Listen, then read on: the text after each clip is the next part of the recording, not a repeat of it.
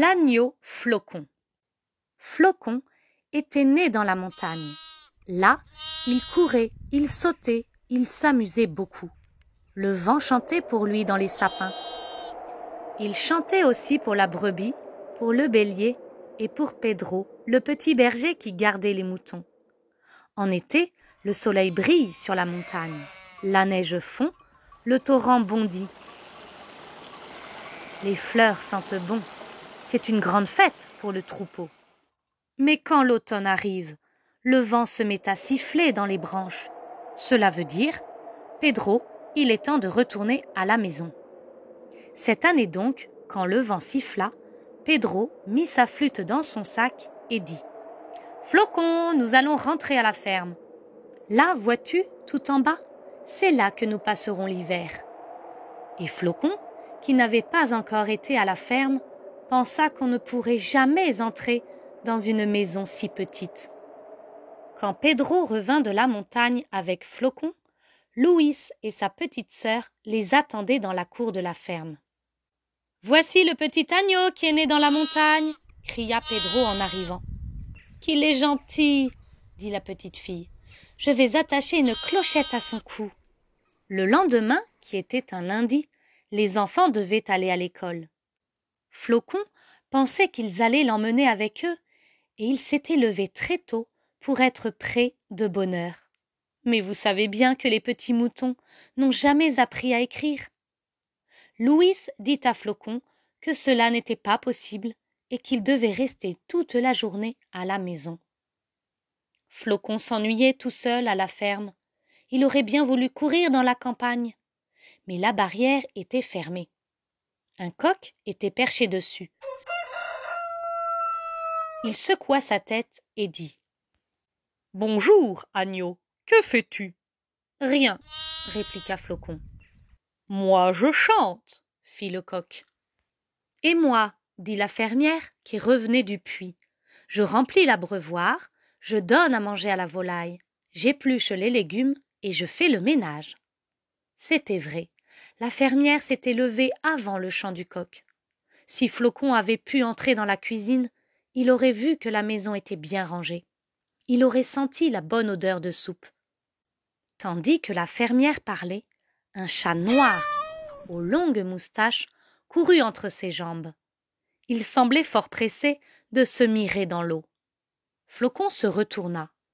Il vit le chat noir qui grimpait l'escalier du grenier. « Où vas-tu » lui demanda-t-il. « Surveiller le blé pour que les souris ne viennent pas le manger. » Alors Flocon fut très malheureux. Lui aussi aurait bien voulu se rendre utile, mais il ne savait pas comment faire. Il décida d'aller trouver ses parents, la brebis et le bélier.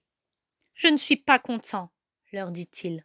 « Pourquoi » demanda sa maman. « Je voudrais grandir et faire quelque chose. »« Pour cela, il faut d'abord manger, courir et bien dormir, » répondit son papa. Flocon était un petit mouton bien élevé. Il obéissait de bon cœur. Il aimait beaucoup faire plaisir à ses parents.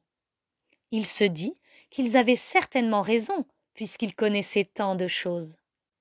Il se mit à courir dans l'herbe, à manger et à jouer comme son papa le lui avait dit. Après avoir bien couru, Flocon alla dormir sous un pommier. Un lièvre traversa le verger. « Voici un petit mouton en train de se reposer, » dit-il. « Ne faisons point de bruit, il pourrait s'éveiller. » Une pie vint à passer à son tour. « C'est un chat ?» demanda-t-elle. « Mais non !» répondit une abeille. « C'est le petit agneau que j'ai vu cet été, là-haut dans la montagne. » Lorsque Flocon se réveilla, il courut jusqu'à l'étang et appela son ami le caneton. « Caneton, es-tu là ?»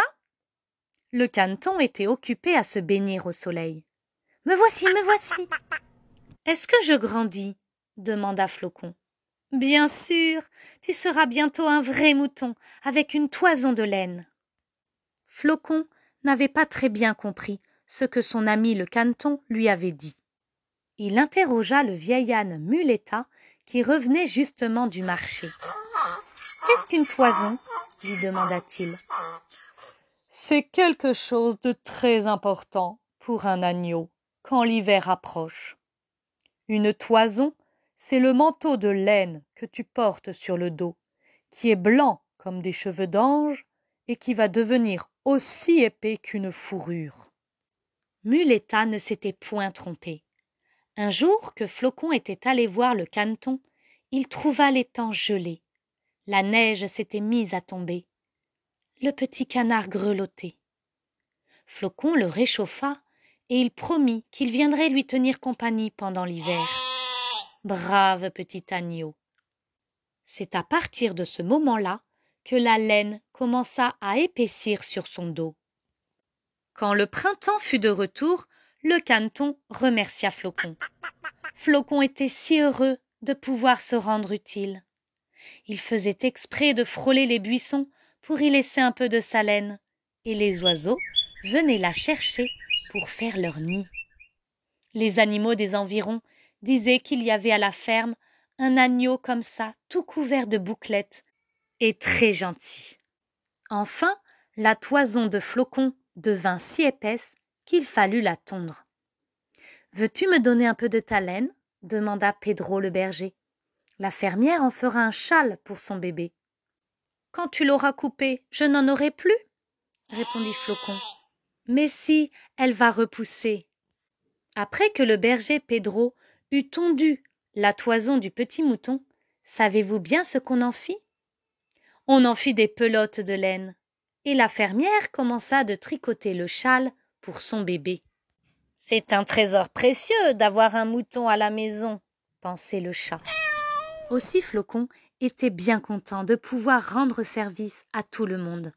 Chaque fois que l'on avait tondu sa toison, elle repoussait. Mais il n'était pas vaniteux du tout et trouvait cela naturel. Vous auriez dû voir comme le berger Pedro en était fier. Comme il l'aimait bien. Quand il partait dans la montagne, il l'emmenait avec le troupeau. Et là-haut, tout là-haut, Flocon continuait à courir comme son papa le lui avait dit.